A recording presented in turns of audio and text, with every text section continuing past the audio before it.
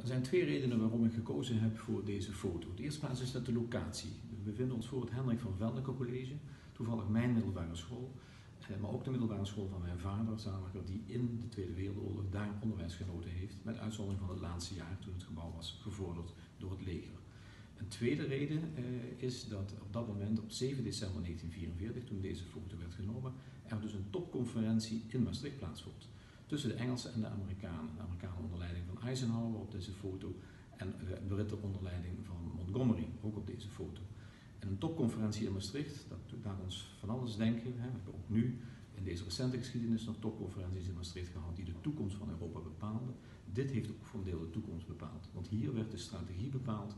Hoe komen wij zo snel mogelijk in Berlijn? Hoe kunnen wij zo snel mogelijk Hitler verslaan? En dus twee zaken van belang, de locatie en het feit dat er een conferentie van Maastricht plaatsvond in 1944 al, die de toekomst van Europa mede heeft bepaald. Voor mij voldoende